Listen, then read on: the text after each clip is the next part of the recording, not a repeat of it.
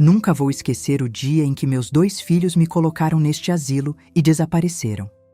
3 anos se passaram sem uma única visita, sem uma ligação, sem nada. Eles pensavam que eu estava sozinha, indefesa, com demência, como diziam para os outros. Mas quando aquele advogado bateu na porta do meu quarto com uma pasta cheia de documentos, o rosto deles, o medo que vi nos olhos deles, nunca vou esquecer. Meu nome é Marlene. Tenho 71 anos. Ou melhor, tenho 71 anos de idade. Mas pareço ter muito mais depois de tudo o que passei. Meu marido, Deus o tenha em paz, morreu há 8 anos deixando tudo resolvido. Deixou uma herança considerável, propriedades, uma casa que estava paga, investimentos. Não éramos ricos demais, mas tínhamos uma vida confortável. Havíamos trabalhado duro durante toda a nossa vida, ele como engenheiro e eu como contadora. Juntamos tudo com cuidado, planejamento, sacrifício. Queríamos deixar algo para nossos filhos, para os netos, para que tivessem uma base sólida na vida. Meus filhos são Gustavo e Patrícia. Gustavo tem 54 anos, Patrícia tem 51. Quando meu marido morreu, eles estavam bem na vida. Ou pelo menos eu pensava que estavam. Gustavo é advogado, tem consultório próprio. Patrícia é gerente de uma empresa grande. Os 2 têm filhos, meus netos queridos. Quando Eduardo, meu marido, faleceu, eu pensei que seria o momento de eles demonstrarem o amor que sempre diziam sentir por mim. Pensei errado. Nos primeiros meses depois da morte dele, eles vinham me visitar com frequência. Ou melhor, eles vinham para saber como estavam minhas finanças, quais propriedades eu tinha, se havia feito testamento. Nunca vou esquecer dessa frieza toda. Minha mãe tinha acabado de morrer, e eles estavam mais interessados em saber se eu tinha assinado os papéis do inventário do que em saber como eu estava de verdade, como estava meu coração, minha dor. Mãe, disse Gustavo em uma daquelas visitas, você precisa se pensar bem sobre o testamento. Nós somos seus filhos, temos direito. Mas você tem que se planejar bem. Vida é curta, você sabe. A gente nunca sabe o que pode acontecer. Patrícia continuou. É importante ter tudo documentado. Você quer que a gente brigar depois? Que caia na justiça? Faz o testamento agora com a cabeça fria. Deixa tudo claro para a gente e para os netos. Eu era tonta. Verdade seja dita, era tonta demais. Assinei um testamento que Gustavo preparou, sem nem ler completamente. Ele disse que era para o bem de todos, que era só para deixar tudo resolvido, que era importante para o planejamento fiscal. Eu assinei porque confiava neles, porque eram meus filhos, porque achava que eles realmente se importavam comigo. Que inocência! O tempo passou. 2 anos depois da morte de Eduardo, começou a acontecer o que eu nunca imaginaria. Gustavo começou a fazer transações estranhas. Vendi uma propriedade que eu tinha, uma casa que havia sido do meu avô. Eu pedi para ele não vender, disse que tinha valor sentimental, que eu queria deixar para meus netos. Mãe, ele disse com aquela voz calma e profissional dele, você precisa de dinheiro para se sustentar. Vamos investir isso de forma segura. Você vai ficar muito mais confortável. Eu acreditei. Depois Patrícia começou a sugerir que eu fosse para um asilo. Você está sozinha agora, mãe. Você não consegue cuidar daquela casa gigante sozinha. Os custos são muito altos. Você quer morrer pobre? Você quer depender da gente? Um asilo é o melhor para você. Tem pessoas da sua idade, tem atividades, tem enfermeiras disponíveis. Você vai gostar. Eu tinha 70 anos. Eu não era inválida. Eu podia cuidar de mim mesma. Mas eles insistiam. Insistiam muito. Você está esquecendo as coisas, mãe. Você deixa o fogão ligado. Você se perde aqui dentro de casa. A gente se preocupa com você. Um asilo é o melhor. Eu estava esquecendo algumas coisas? Talvez. Você esquece algumas coisas quando está deprimida, quando perdeu seu companheiro de 50 anos. Mas isso não significava que eu não podia morar sozinha. Significava que eu estava em luto. Significa que eu precisava de tempo. Mas eles não davam tempo. Eles davam pressão. Um dia, Patrícia apareceu na minha casa com formulários já preenchidos. Escolhi um asilo muito bom para você, mãe. Já coloquei você na fila. Você sai da lista em 3 meses. Vamos começar a se organizar agora. Eu protestei. Eu disse que não era para tanto, que eu tinha família que podia me ajudar, amigas, vizinhos, que eu tinha recursos para contratar uma enfermeira se fosse necessário. Mãe, ela respondeu com aquele tom de paciência falsa que os filhos usam com pais que não entendem nada. É para o seu bem. A gente quer te proteger. O tom dela fez diferença.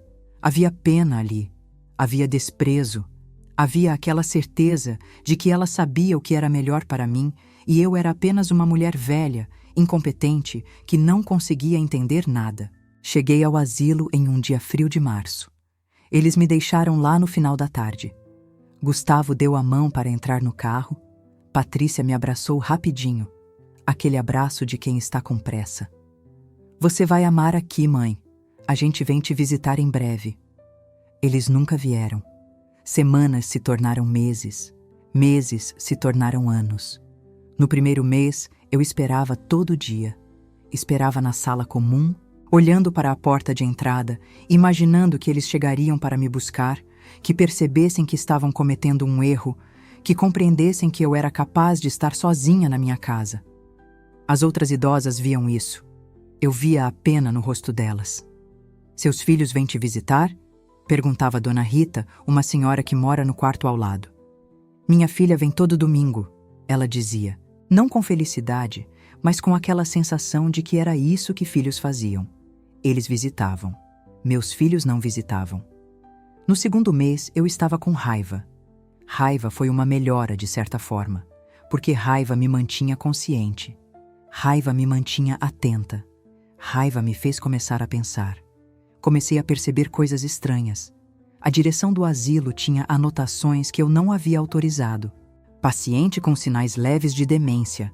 Escrevia lá em meu prontuário. Demência? Eu estava perfeitamente lúcida. Eu lembrava de tudo. Eu sabia exatamente por que estava ali. E depois recebi uma ligação. Era um assistente social do asilo. Dona Marlene, precisamos conversar sobre o pagamento de sua hospedagem. Seu filho Gustavo cancelou o compromisso há 3 meses. Você tem como pagar as despesas aqui? Cancelou? Espera aí. Isso não fazia sentido. Eu tinha dinheiro. Eu tinha propriedades. Eu tinha investimentos. Como ele havia cancelado meu pagamento sem me aviso? Foi aí que comecei a fazer perguntas. Comecei a pedir para ver meus extratos bancários. Comecei a perguntar sobre minhas propriedades. E ninguém sabia responder. As enfermeiras me olhavam com aquela pena. A diretora do asilo tinha um tom evasivo. Sua família está cuidando disso, Dona Marlene. Você não precisa se preocupar com essas coisas agora. Essas coisas, meu dinheiro, minha vida, meu futuro, chamava-se essas coisas como se fossem detalhes insignificantes. Eu tinha um celular antigo, um smartphone que quase não sabia usar bem. Mas eu tinha. E em uma noite, quando ninguém estava observando, eu consegui fazer uma ligação. Não lembrava bem como, mas consegui. Disquei para o número de um amigo antigo, um colega de trabalho aposentado que sempre foi bom para mim. Seu nome era Roberto. Ele trabalhou comigo na contabilidade durante 20 anos. Roberto me ouviu. Roberto acreditou em mim. E Roberto foi o primeiro, depois de 3 anos no asilo, que me perguntou: Marlene, você está bem? Você quer que eu vá te buscar? Eu chorei. Eu chorei naquela noite, porque alguém tinha me perguntado se eu estava bem. Ninguém havia perguntado isso em 3 anos. Roberto foi me buscar no dia seguinte. Ele me levou para sua casa, me ofereceu chá e disse que ia me ajudar. Ele tirou do bolso um cartão. Este é meu colega. Ele é um investigador privado muito bom. Muito, muito bom. Vamos descobrir o que sua família fez com seu dinheiro. Foi aí que começou a verdadeira história.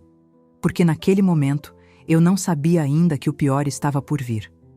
Não sabia que havia desvendado apenas a ponta do iceberg da desonestidade dos meus filhos. Não sabia que havia documentos sendo forjados, propriedades sendo vendidas, contas sendo esvaziadas. Não sabia ainda que eu tinha o poder de destruir absolutamente tudo que eles haviam planejado. Mas eu ia descobrir. muitíssimo em breve. Naquele primeiro mês no asilo, eu ainda tinha esperança. Esperança é uma coisa cruel, eu aprendi isso. A esperança faz você esperar por pessoas que não virão, que não querem vir. A esperança faz você imaginar que há uma explicação razoável, que há um motivo, que há amor em algum lugar daquilo tudo. A enfermeira-chefe, uma mulher chamada Fernanda, era gentil comigo. Ou pelo menos fingia ser. Nos primeiros dias, ela vinha me ajudar na hora de tomar banho, de vestir, de arrumar a cama. Você ainda está se acostumando, dona Marlene, ela dizia com aquele tom falso de simpatia. Seus filhos precisam resolver algumas coisas. Deixe-os trabalhar isso. Você está bem aqui. Eu acreditei nela.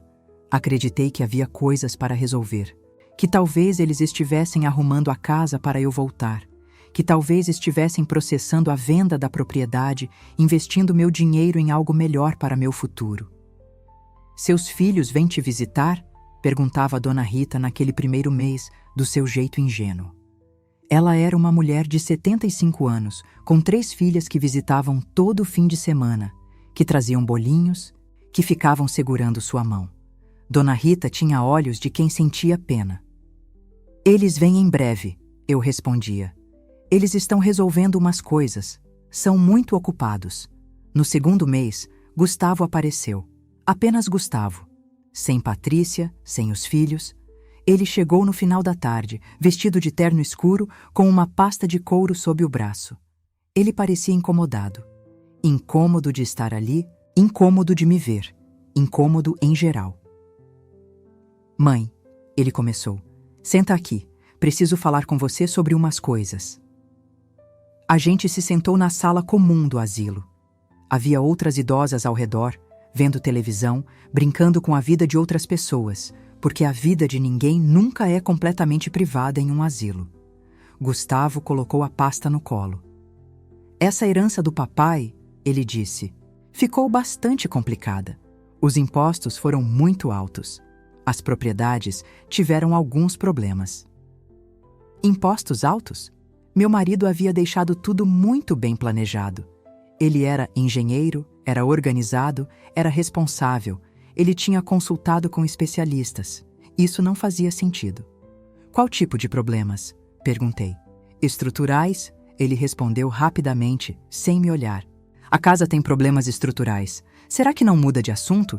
Isso te preocupa muito agora? Sim, me preocupava, porque eu morava naquela casa. Eu dormi naquela casa por 43 anos. Eu nunca havia ouvido falar de problemas estruturais. Gustavo, eu preciso entender o que está acontecendo. Ele olhou para mim. Havia irritação nos olhos dele. Irritação genuína. Como se eu fosse uma criança, perguntando coisas que não conseguia entender. Mãe, você precisa confiar em mim. Eu sou advogado. Entendo de leis, de impostos, de propriedades. Você entende? Ou você quer ficar aqui tentando gerenciar tudo sozinha, sem entender nada, e acabar gastando tudo que sobrou em advogado e contador? Aquela frase foi o primeiro sinal de que algo muito errado estava acontecendo, porque ele não estava oferecendo-me ajuda, ele estava me assustando, ele estava me sugerindo que eu era burra demais para entender, que eu era incapaz. E funcionou. Porque eu sou uma mulher da idade dele, eu passei uma vida inteira ouvindo que meu lugar era deixar os homens cuidarem das coisas importantes, que a contabilidade era muito complicada para uma mulher, que propriedades eram coisa séria. Esqueci que eu tinha passado 30 anos trabalhando como contadora. Esqueci que eu tinha passado minha vida entendendo de números, de impostos, de gerenciamento financeiro. Esqueci que o único motivo de eu não ter medo era porque eu entendia. Tudo bem, eu disse. Você sabe mais que eu. Ele levantou. Ele tinha vindo apenas para me assustar. Apenas para me estabelecer uma hierarquia. Apenas para me deixar em meu lugar. Ótimo. Então você não precisa se preocupar com nada. Eu e Patrícia vamos cuidar de tudo. Você fica aqui tranquila. Goza a vida no asilo. Tem atividades, tem pessoas da sua idade. Você vai ser feliz aqui. Feliz? Ele não pedia desculpas por me deixar ali. Ele não perguntava se eu estava com saudade. Ele não perguntava se eu era feliz. Ele estava me dizendo que eu deveria ser feliz. Como se isso fosse uma obrigação. como se fosse uma sentença que ele estava proferindo. Depois que ele saiu, eu fiquei na sala comum ao lado de Dona Rita. Ela estava tricotando um lenço. Sua filha tinha trazido lã colorida no fim de semana anterior. "Teu filho veio te visitar?" perguntou Rita. "Veio", eu respondi. "Que bom", ela disse. "Minha filha veio ontem com meus netos. Meu netinho mais velho tirou 10 em matemática. Ele quer ser engenheiro como o avô dele." Eu sorri para ela, mas por dentro eu estava morrendo. No terceiro mês, não recebi mais visitas de Gustavo. Patrícia também não apareceu. Mas uma nova pessoa começou a aparecer no asilo com frequência. Ela se chamava Cláudia, e ela era a gerente administrativa da instituição. Cláudia tinha um sorriso que não chegava aos olhos, e sempre que ela vinha falar comigo, havia algo falso no tom dela. "Dona Marlene", ela disse em uma visita, "precisamos atualizar seus dados médicos. Você está tendo problemas de memória." "Problemas de memória? Que memória?" Eu me lembrava de tudo. Eu me lembrava de cada palavra que meus filhos tinham dito. Eu me lembrava de cada propriedade que possuía. Eu me lembrava de cada valor que havia deixado de herança. "Não", eu respondi. "Minha memória está bem." Ela fez aquele som que pessoas fazem quando não acreditam em você. "Porque sua família comentou que você tem estado confusa. Confusa com datas, com valores, com coisas assim. Seus filhos estão muito preocupados." Meus filhos estavam preocupados? Meus filhos nem eram capazes de ligar para saber se eu estava viva ou morta. E agora, de repente, estavam preocupados? "Quem falou isso?" perguntei. "Seu filho Gustavo. Ele ligou semana passada. Pediu para que a gente observasse você mais de perto. Ele falou que a mãe dele está tendo problemas cognitivos." Aquele filho da mãe. Aquele homem estava mexendo no meu prontuário. Estava me rotulando como alguém que tinha demência, quando a única coisa que eu tinha era desespero. Desespero de estar sendo roubada pela própria família.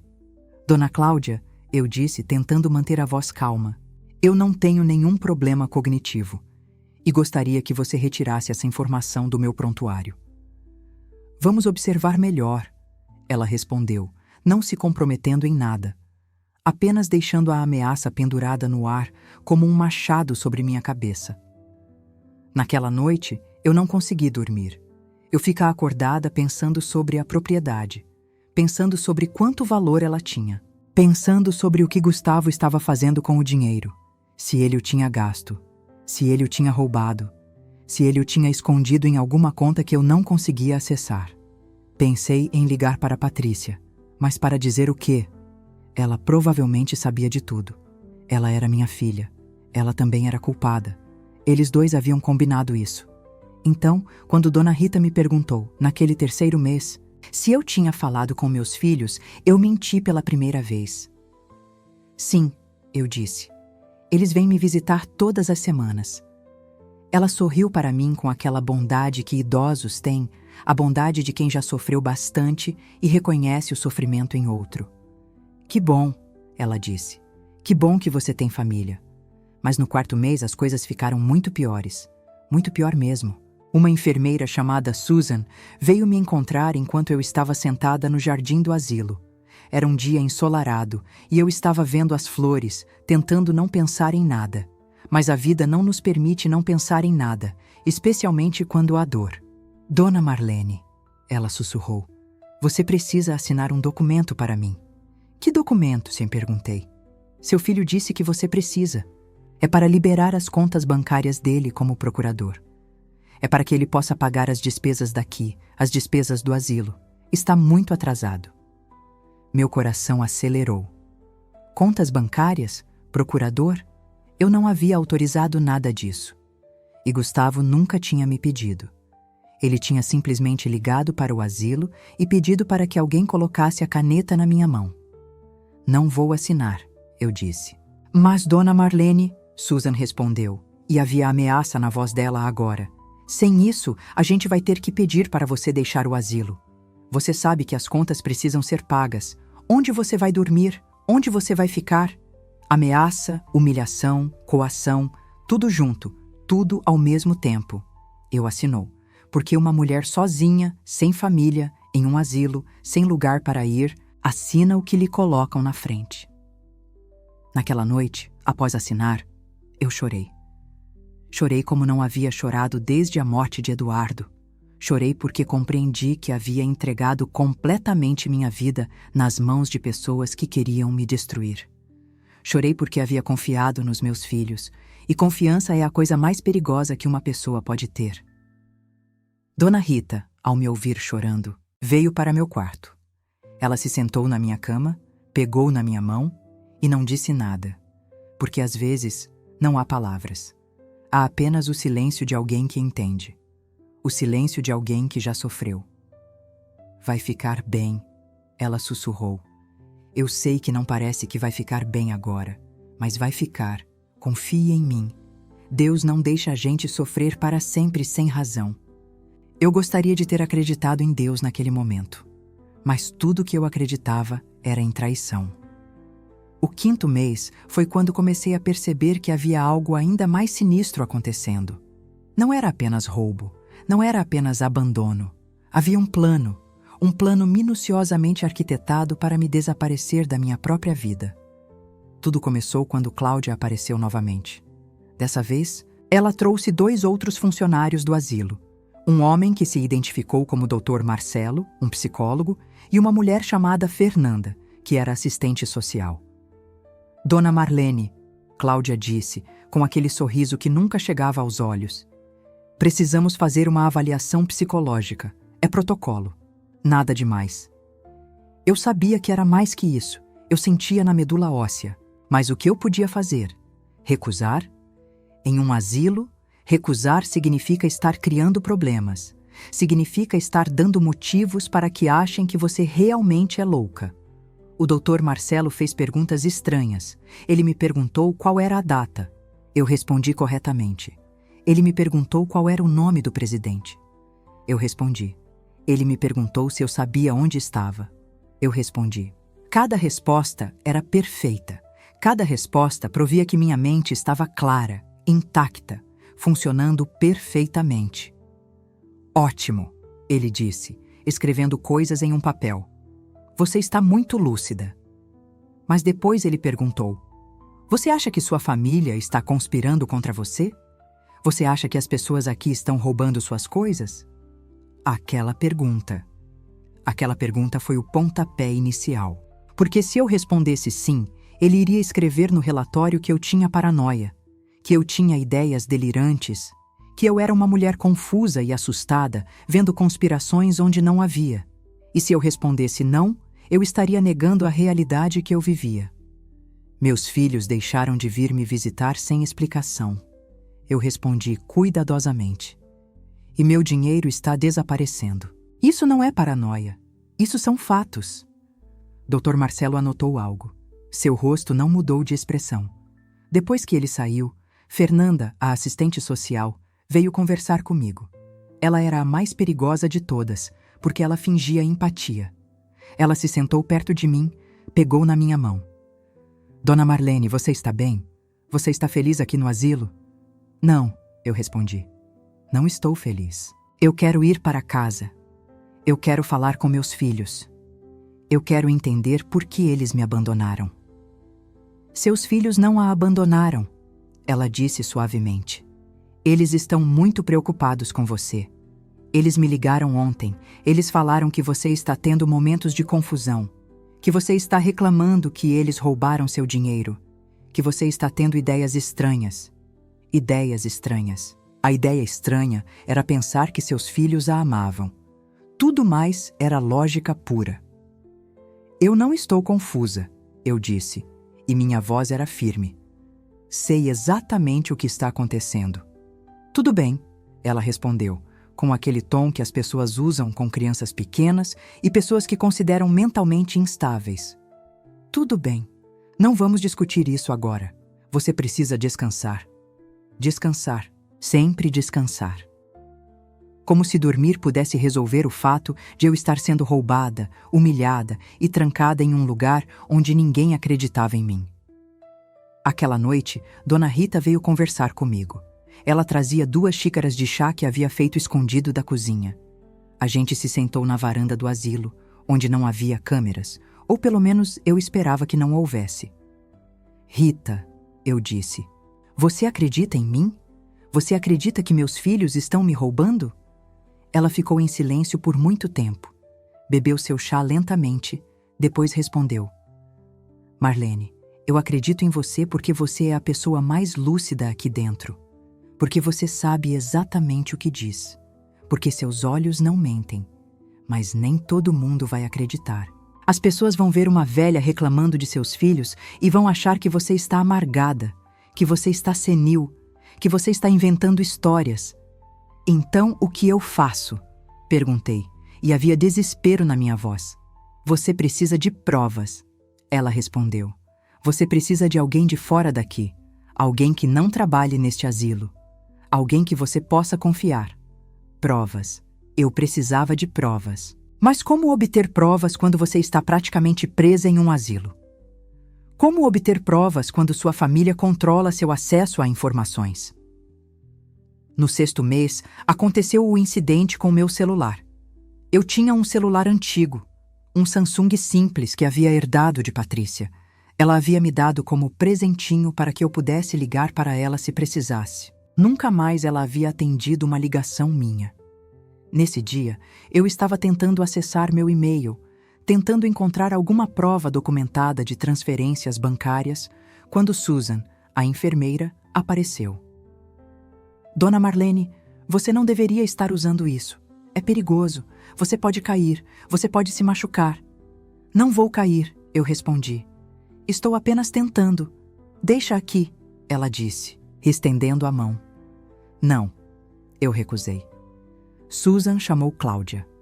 Cláudia apareceu como magia, acompanhada por 2 outros funcionários. Eles eram homens grandes.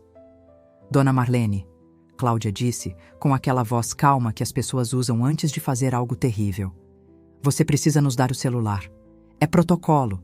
Os residentes não podem ter acesso a dispositivos eletrônicos. É por sua segurança. Este é meu celular, eu protestei. É meu direito. Um dos homens aproximou. Ele não precisou fazer nada. Sua presença foi suficiente. Eu entreguei o celular. Naquele momento, eu fui privada do meu último contato com o mundo externo, do meu último meio de pedir ajuda. Aquela noite, eu tive crises de pânico. Eu não conseguia respirar. Meu coração acelerava. As enfermeiras vieram com uma injeção. Para relaxar, disseram elas. Mas não era para relaxar. Era para silenciar. Era para me manter docente. Era para me manter calada. Quando acordei, não me lembrava bem do que havia acontecido. As coisas ficaram borradas. Meus pensamentos ficaram lentos. Eu estava sonolenta o tempo todo. Isso foi intencional. Tinha alguém dando-me medicações que não havia prescrito? Ou eu estava simplesmente enlouquecendo de verdade, como todos sugeriam que eu estava? Essa era a genialidade do plano. Ele me fazia questionar minha própria sanidade. Ele me fazia estar tão confusa e assustada que era impossível saber o que era real e o que era paranoia. No 7º mês, Gustavo apareceu novamente. Dessa vez, ele trouxe papéis. Muitos papéis. Pilhas de papéis com letras miúdas que eu não conseguia ler bem sem meus óculos. Mãe, ele disse, e havia urgência em sua voz agora. Você precisa assinar isso. O que é? Perguntei. É uma transferência de propriedade. A última propriedade que você tem. Um apartamento em Copacabana. É melhor vender enquanto o mercado está bom. Vamos investir isso para você. Você vai estar segura. Segura?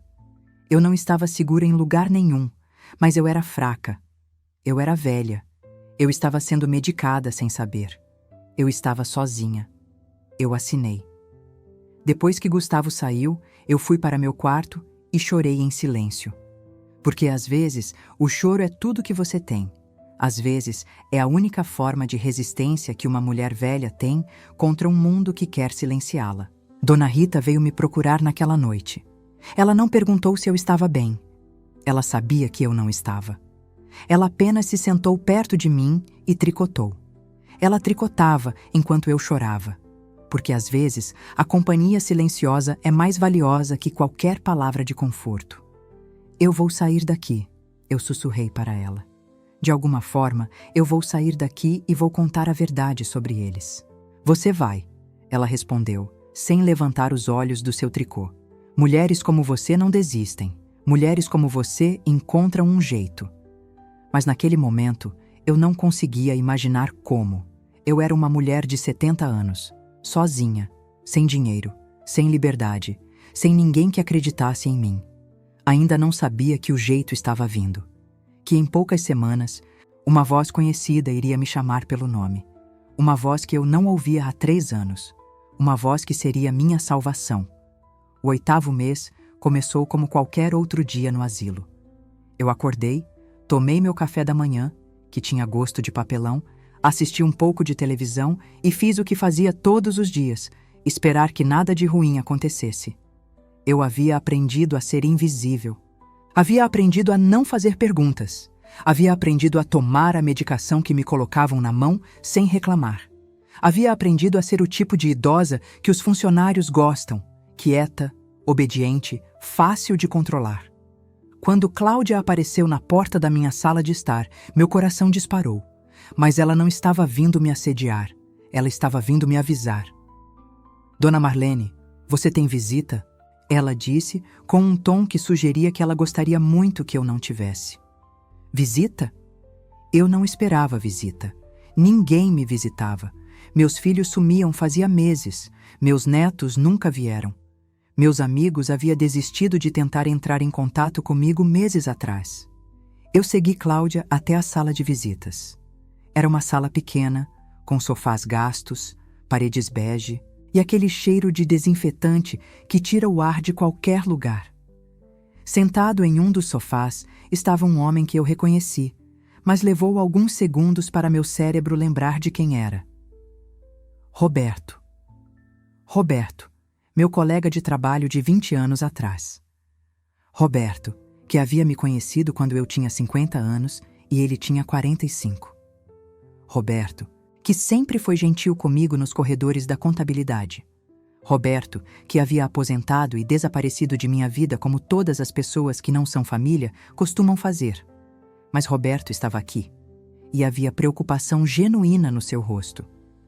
Marlene, ele disse levantando-se. Deus do céu, como você está? Eu não consegui responder. Eu comecei a chorar. Chorei como uma criança. Chorei como alguém que acabava de ser resgatada. Chorei porque Roberto era real. Porque ele estava ali. Porque havia alguém no mundo que se lembrava de mim. Roberto me abraçou. Cláudia deixou a sala, mas eu sabia que havia câmeras. Havia câmeras em todos os lugares do asilo.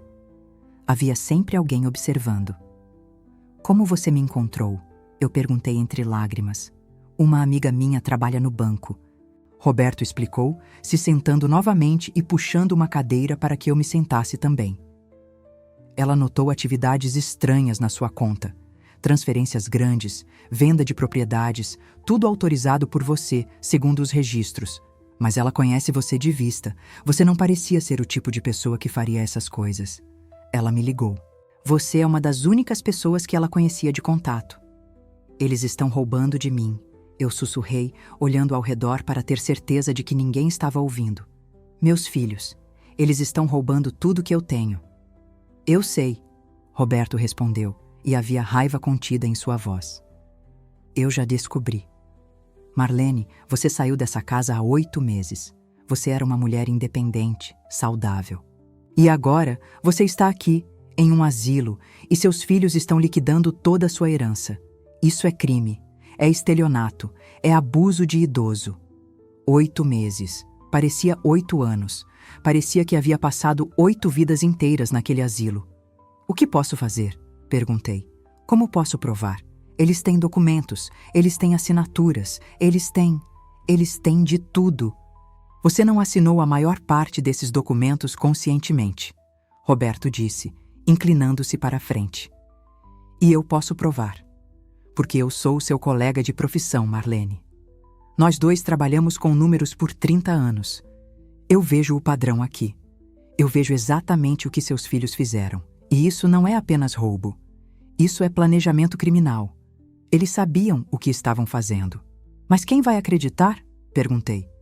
Eu estou em um asilo. Eles já disseram para todo mundo que eu tenho demência, que eu sou confusa, que eu estou tendo ideias delirantes. Por isso você precisa sair daqui, Roberto disse com certeza absoluta. Você precisa sair daqui hoje, agora. Você precisa vir comigo. Eles não vão me deixar ir, eu respondi. Eles têm documentos. Eles têm a procuração. Eu assinei para deixarem eu aqui. Marlene, você não assinou nada que você não pudesse revogar, Roberto respondeu.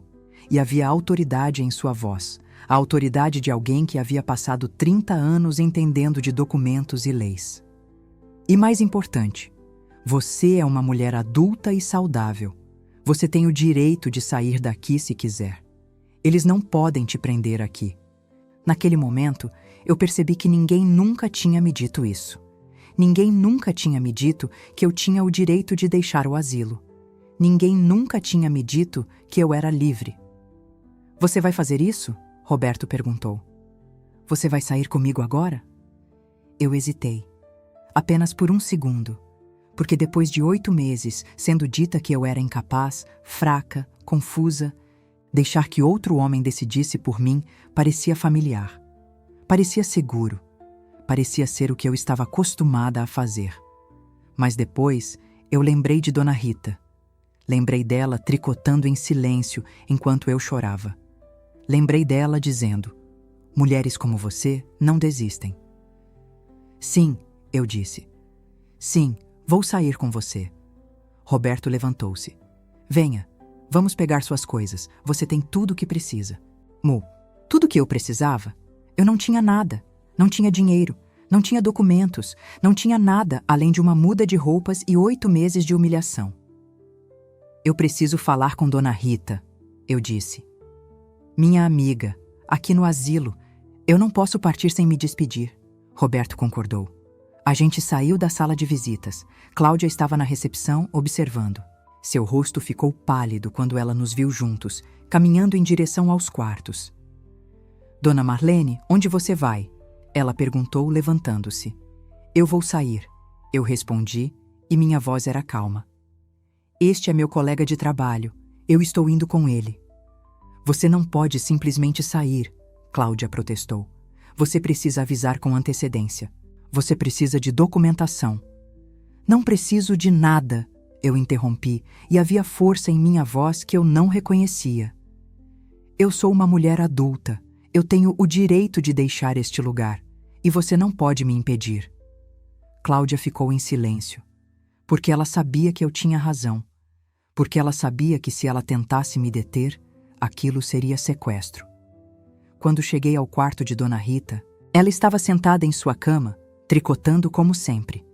Ela olhou para mim, viu Roberto, viu meu rosto e compreendeu tudo. Você está indo embora, ela constatou, não perguntou. Estou. Eu confirmei, sentando-me perto dela. Rita, você foi a minha única amiga aqui. Você me ouviu quando ninguém mais ouvia. Você foi gentil comigo quando era tão fácil ser cruel. Eu não vou esquecer isso nunca. Rita colocou seu tricô de lado e me abraçou. Ela era frágil, pequenina, mas seu abraço era forte. Você vai vencer, ela sussurrou. Você vai vencer eles, Marlene. Você é mais forte que você acha. Eu deixei o asilo naquele dia de mãos vazias, mas com a cabeça erguida. Roberto me colocou em seu carro, um Corolla branco velho que cheirava a café. Eu olhei pela janela enquanto a gente saía, vendo o asilo ficar pequeno atrás de nós. Naquela noite, eu dormi em casa de Roberto. Ele me deixou usar seu quarto. Ele dormiria no sofá. Ele me ofereceu comida caseira. Ele me deixou tomar um banho quente. Ele me deixou ser humana novamente.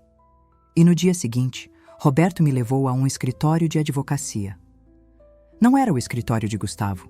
Era de um advogado que Roberto conhecia, um homem chamado Dr. Fernando Silva, que era especialista em casos de abuso de idosos e estelionato. Dr. Silva era um homem de 60 anos, com cabelos grisalhos e óculos redondos. Ele ouviu minha história do início ao fim. Ele ouviu sobre o asilo, sobre Gustavo e Patrícia, sobre a procuração, sobre as propriedades sendo vendidas, sobre tudo. Quando eu terminei, ele se inclinou para trás em sua cadeira e suspirou. Dona Marlene, o que aconteceu com você é um crime, ele disse. É abuso qualificado de idoso, é estelionato contra vulnerável, é fraude documental, e nós vamos processar seus filhos, nós vamos recuperar seu dinheiro, e nós vamos garantir que isso nunca mais aconteça com você ou com qualquer outra pessoa.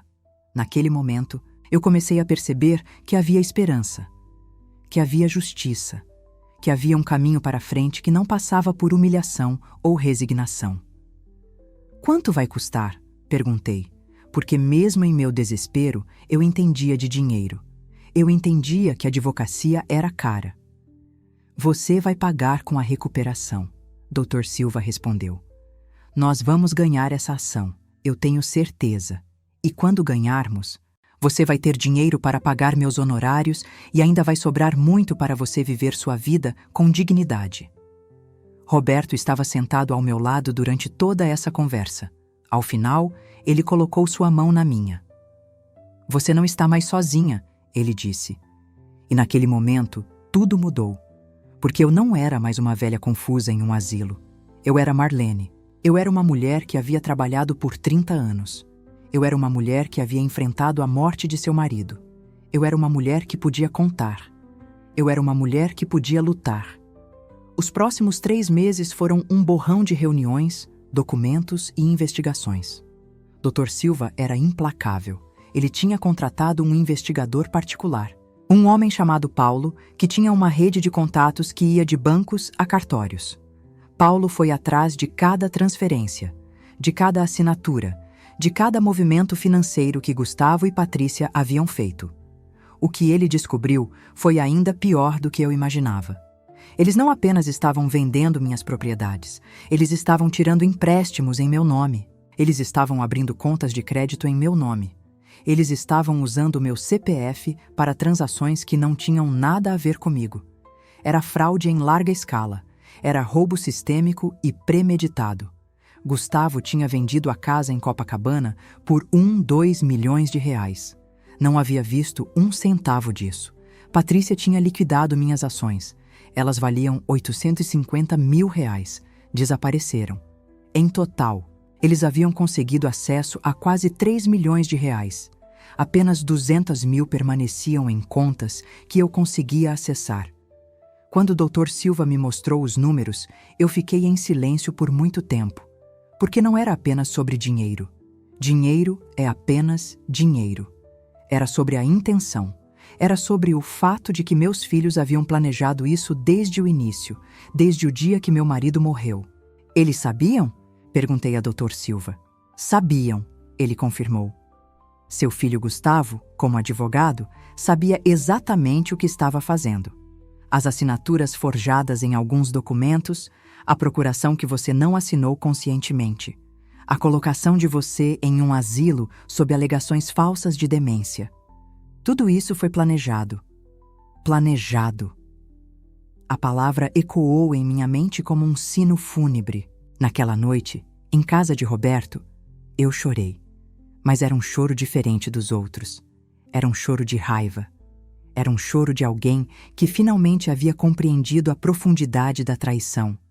De alguém que havia sido estudada, categorizada e desmontada como um motor que se retira de um carro para vender as peças. O que você quer fazer? Perguntou Roberto, sentando-se ao meu lado. Quero que eles paguem, eu respondi. Quero que todo mundo saiba o que eles fizeram.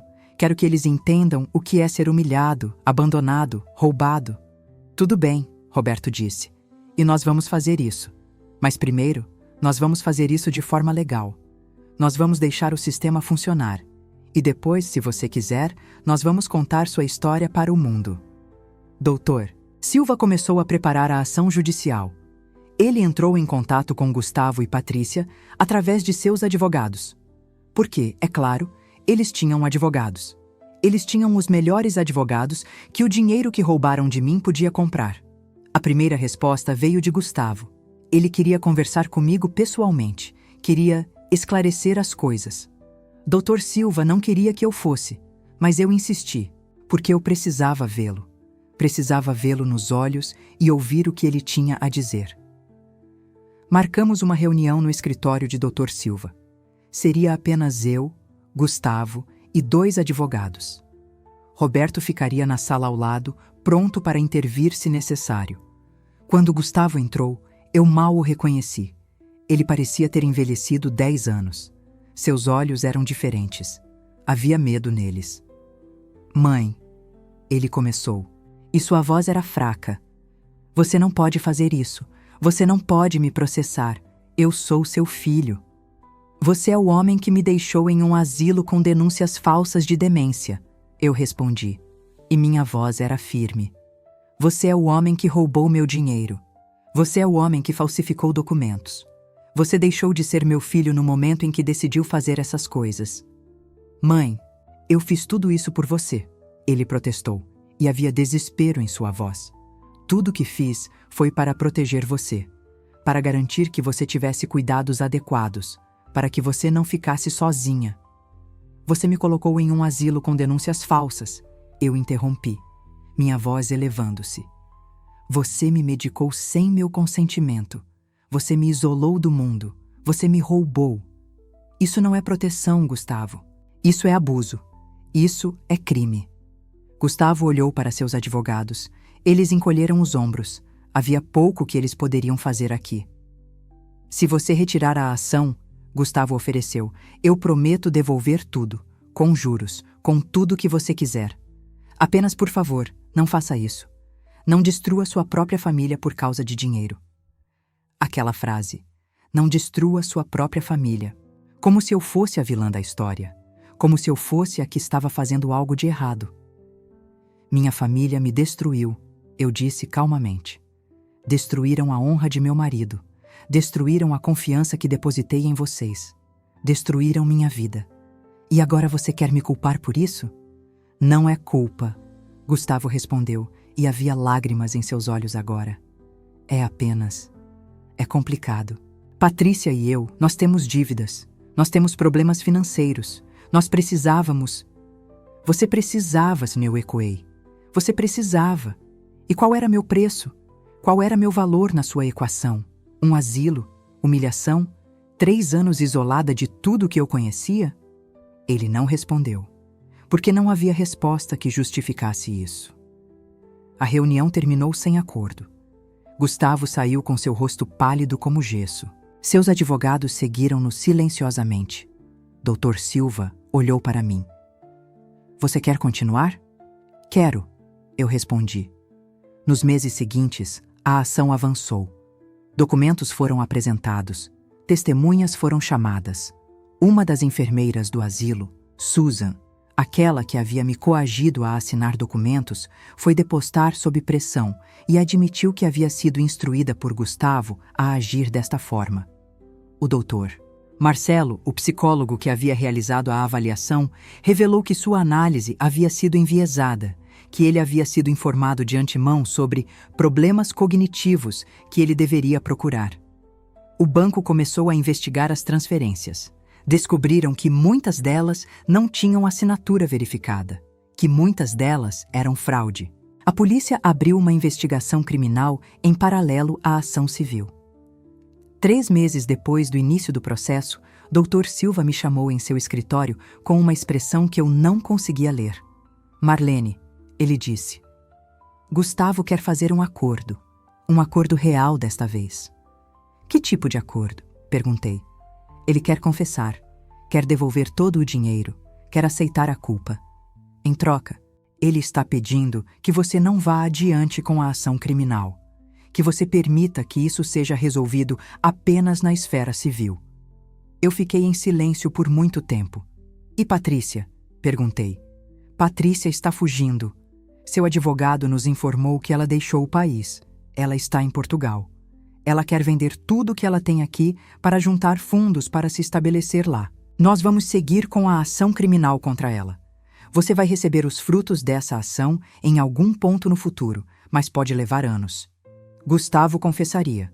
Gustavo devolveria meu dinheiro. Gustavo passaria pelo sistema legal, mas pelo menos parte disso seria resolvida. Patrícia fugiria. Patrícia tentaria desaparecer. Patrícia deixaria seus filhos, seus netos, sua vida inteira para escapar da consequência de suas ações.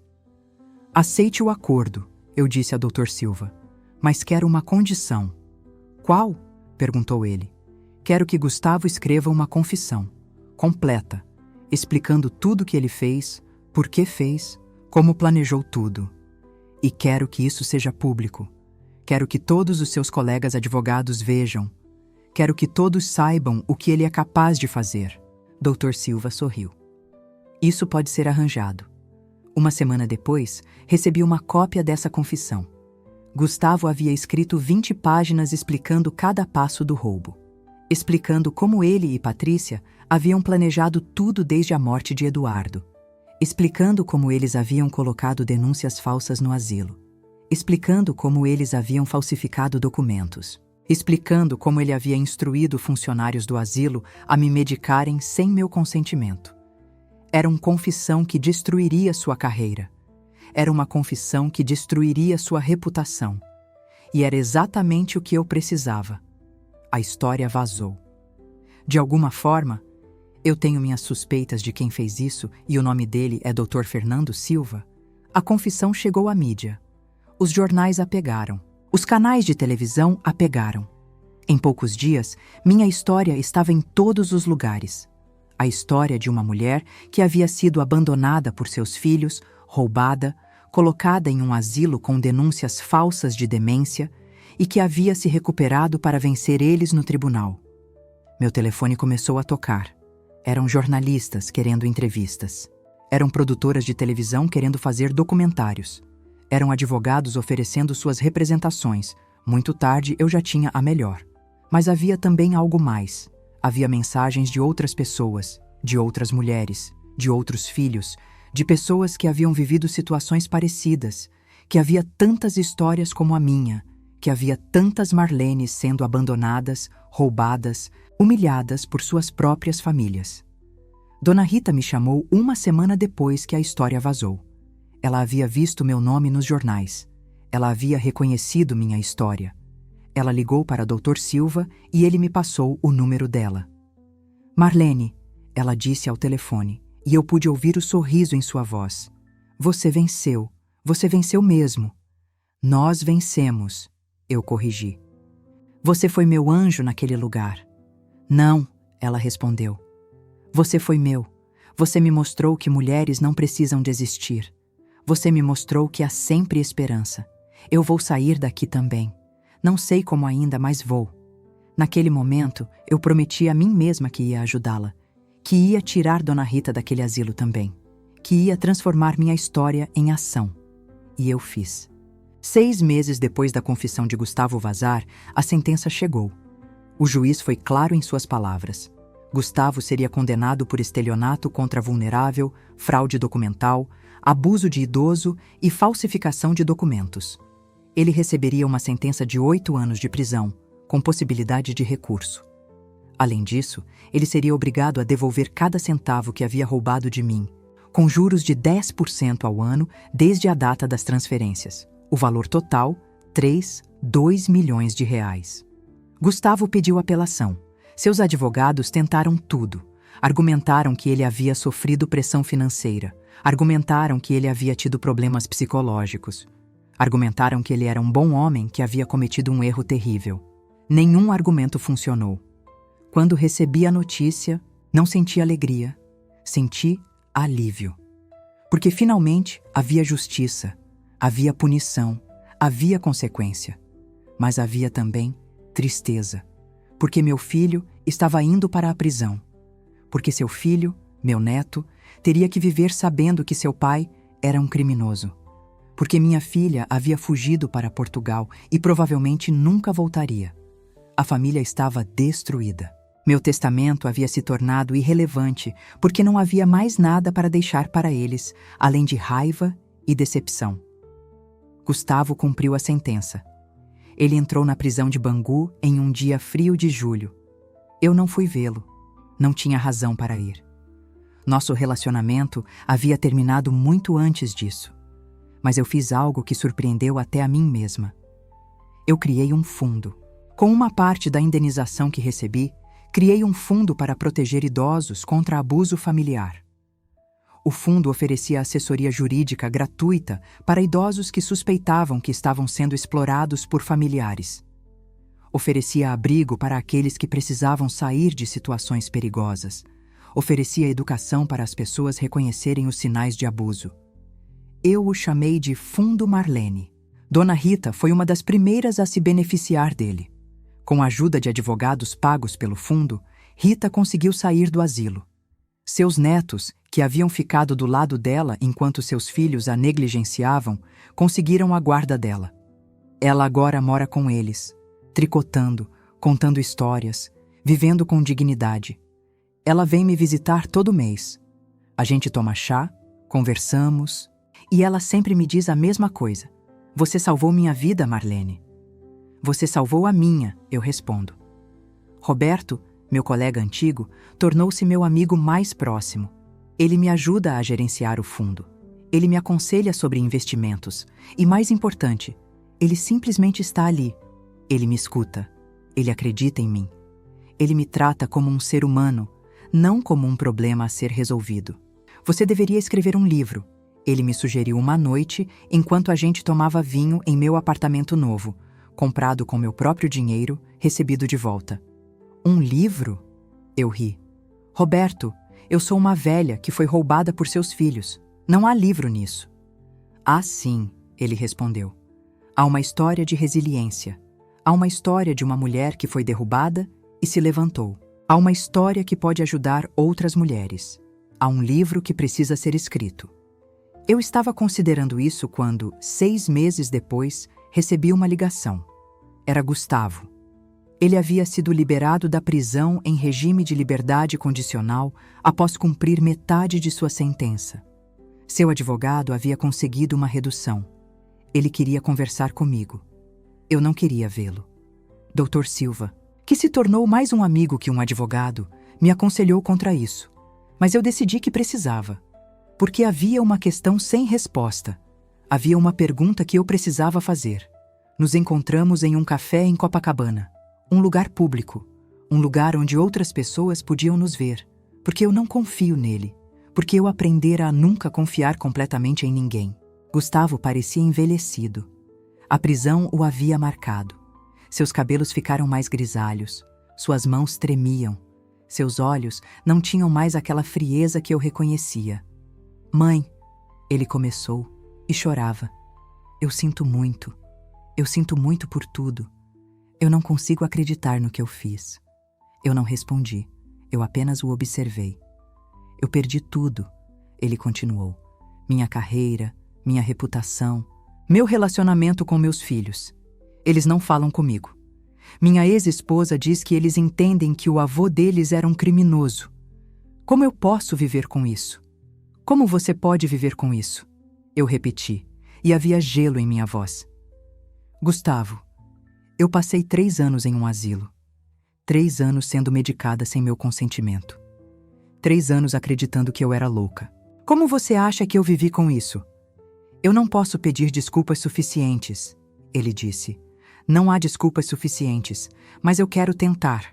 Eu quero que você saiba que me arrependo, verdadeiramente. Por que você fez isso? Perguntei. Essa é a pergunta que eu quero que você responda. Por quê? Gustavo respirou fundo. Patrícia começou. Ele explicou. Depois que papai morreu, ela notou quanto dinheiro havia. Quanto dinheiro você tinha? E ela me disse, por que nós não podemos ter isso? Por que nós temos que esperar você morrer para receber aquilo que é nosso? E você concordou com ela? Perguntei. Eu não deveria ter concordado, ele respondeu. Mas nós ambos tínhamos problemas. Eu tinha dívidas de cassino. Patrimônio teve problemas de negócio. Nós estávamos afundando. E lá estava esse dinheiro. Dinheiro que você nem precisava. Dinheiro que você nem sabia como gastar. E nós estávamos. Mãe, nós estávamos desesperados.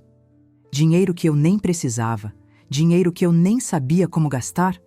Como se o valor de meu dinheiro fosse determinado por minha necessidade dele, não por ser meu. Então você decidiu me roubar? Perguntei. Decidimos convidá-la para o asilo primeiro, ele explicou. E havia um tom quase confessional agora, como se dividir o crime o tornasse menos culpado. Nós achávamos que você estaria mais confortável, que teria cuidados melhor, que você teria companhia de pessoas da sua idade. E então, uma vez que você estivesse lá, poderíamos gerenciar suas finanças sem que você se preocupasse. Sem que eu me preocupasse? Repetirei. Gustavo, vocês me deixaram isolada. Vocês me disseram que eu era louca. Vocês me roubaram tudo. Eu sei, ele disse, e havia genuína dor em sua voz. Eu sei agora. Levou-me estar na prisão para entender o quão mal isso foi. Para entender que você não era um problema a ser resolvido. Você era minha mãe, e eu a tratei como um banco. Nós ficamos em silêncio por muito tempo. Eu não posso perdoá-lo, eu finalmente disse. Eu não tenho perdão para dar. Você tirou de mim coisas que não podem ser devolvidas. Você me tirou 3 anos de minha vida. Você me tirou minha dignidade. Você me tirou a confiança que eu tinha em meus filhos. Perdão é demasiado para pedir. Eu entendo, ele respondeu, mas eu continuei. Eu não vou impedi-lo de reconstruir sua vida. Se você puder sair daqui e viver de forma honrada, se você puder ser um homem melhor, então, pelo menos, algo bom virá desse horror. Gustavo olhou para mim e havia lágrimas escorrendo pelo seu rosto. Como você consegue ser tão compassiva? Ele perguntou. Depois de tudo que eu fiz? Não é compaixão, eu respondi. É sobrevivência. Se eu passar o resto de minha vida odiando você, se eu passar o resto de minha vida sendo consumida pela raiva, então você já terá vencido. Você já terá destruído o que restava de mim, e eu recuso-me a dar a você esse poder. Nós nos despedimos naquele dia no café em Copacabana, não como mãe e filho, como 2 estranhos que compartilhavam uma história terrível. Mas algo mudou naquele momento. Porque eu finalmente pude deixar ir. Finalmente pude fechar aquele capítulo. Finalmente pude começar a viver para mim, não para a raiva que havia sido meu combustível. Patrícia permaneceu em Portugal. Ela casou-se com um português, mudou seu nome e tentou desaparecer. Mas a lei a encontrou. O governo português, em cooperação com o Brasil, obrigou-a a pagar indenizações. Ela pagou sob protesto e depois desapareceu completamente. Meus netos, filhos de Patrícia, escolheram ficar no Brasil. Escolheram construir vidas honestas longe de sua mãe. 2 anos depois de tudo isso, recebi um convite. Era da Universidade de Brasília. Eles queriam que eu palestrasse em uma conferência sobre abuso de idosos. Eles queriam que eu contasse minha história para advogados, assistentes sociais, profissionais de saúde. Eles queriam que eu fosse a face de um movimento para proteger os idosos. Eu aceitei. No dia da palestra, eu estava nervosa. Eu não sou uma palestrante profissional. Sou uma mulher que foi contadora. Sou uma mulher que aprendeu a ser invisível em um asilo. Sou uma mulher que ainda estava aprendendo a levantar sua voz. Mas quando eu subi ao palco e vi as faces daquelas pessoas olhando para mim, eu respirei fundo e comecei a falar. Contei sobre o dia que meu marido morreu. Contei sobre como meus filhos apareceram interessados apenas em dinheiro. Contei sobre o asilo. Contei sobre Dona Rita. Contei sobre Roberto. Contei sobre cada humilhação, cada injustiça, cada momento quando eu pensei que estava perdida para sempre. E então contei sobre como eu me levantei. Quando terminei, o auditório inteiro estava em silêncio, e depois começou a aplaudir. As pessoas choravam, as pessoas se levantavam, as pessoas aplaudiam como se eu tivesse feito algo extraordinário, mas eu não havia feito nada extraordinário, eu havia apenas sobrevivido. Eu havia apenas recusado a morrer enquanto ainda havia vida em mim. Depois da palestra, dezenas de mulheres vieram conversar comigo. Elas me abraçaram, elas me agradeceram, elas compartilharam suas próprias histórias de abuso familiar, negligência, exploração, e eu ouvi cada uma delas, porque agora eu sabia que ouvir era importante, que acreditar era importante, que estar ali era importante. Uma mulher, mais jovem que eu, talvez com 50 anos, me procurou no final. Marlene, ela disse, e havia urgência em sua voz. Minha mãe está em um asilo, meus irmãos a colocaram lá sem avisar. Ela liga para mim dizendo que está sendo roubada. Ninguém acredita nela. Todos dizem que ela tem demência. Mas eu acredito. Eu acredito nela. O que eu faço? Eu peguei em sua mão. Você faz o que eu fiz, eu respondi. Você encontra um advogado que acredite em você. Um advogado que entenda que os números não mentem. Você arruma provas, você persevera e você não desiste. Ela chorou e me abraçou. Naquele momento, eu compreendi o propósito de tudo. Compreendi por que eu havia sobrevivido ao asilo. Compreendi por que eu havia recebido todo esse dinheiro de volta. Compreendi por que a história havia vazado para a mídia. Era para que eu pudesse contar para outras mulheres. Era para que elas soubessem que não estavam sozinhas, que havia esperança, que havia justiça. Hoje, 3 anos depois que deixei o asilo, eu tenho 75 anos. Sou a diretora do Fundo Marlene. Tenho ajudado mais de 200 mulheres a sair de situações de abuso familiar. Tenho testemunhado em casos que levaram à condenação de mais de 30 pessoas que exploravam idosos. Eu vejo Roberto todos os dias. A gente trabalha junto no fundo. E ocasionalmente ele me pergunta: "Você escreveu o livro ainda?" "Estou escrevendo", eu respondo, no meu próprio ritmo. Dona Rita vem me visitar todas as semanas. Ela tricota enquanto a gente conversa. Ela tem uma vida plena agora, rodeada de amor e respeito. Às vezes ela me diz: "Você sabe, Marlene, eu acho que aqueles anos no asilo, apesar de tudo, nos trouxeram juntas. Se você nunca tivesse estado lá, nós nunca tínhamos sido amigas." "Você acha que vale a pena?" pergunto. "Não", ela responde. "Nada vale a pena pagar o preço que você pagou. Mas nós fizemos o melhor com o que tínhamos. E olha aonde chegamos." Gustavo saiu da liberdade condicional há 1 ano. Ele trabalha como contador agora. Humilde, honesto. Ele reclinou seus honorários profissionais e investe o dinheiro em organizações que ajudam idosos. Seus filhos ainda não o perdoaram completamente, mas há esperança de que um dia, quando forem adultos o suficiente, eles possam compreender que as pessoas podem mudar. Patrícia permanece em Portugal. Ela paga suas indenizações mensalmente. Ela não retornou para o Brasil. Ela não tentou contatar ninguém. Ela simplesmente desapareceu em um novo país, vivendo uma vida anônima, rodeada pela culpa que ela nunca enfrentará adequadamente. E eu? Eu vivo com dignidade, com propósito, com a alegria de saber que minha vida, apesar de tudo, significou algo. Que meu sofrimento não foi em vão, que transformei meu horror em ajuda para outros. Naquela noite, quando sentei para dormir em meu apartamento em Copacabana, o apartamento que Gustavo tentou vender, eu olho pela janela para o mar. O mesmo mar que eu via quando meu marido era vivo. O mesmo mar que me fez lembrar de que a vida continua, que há sempre a possibilidade de recomeço. E eu sorrio. Porque eu recomecei. Se essa história te emocionou, se você sentiu raiva, tristeza ou até satisfação ao ver a justiça sendo feita, deixe seu like neste vídeo. Inscreva-se no canal se você quer ouvir mais histórias como essa. Toda semana tem uma nova história de superação, de dor, mas também de justiça.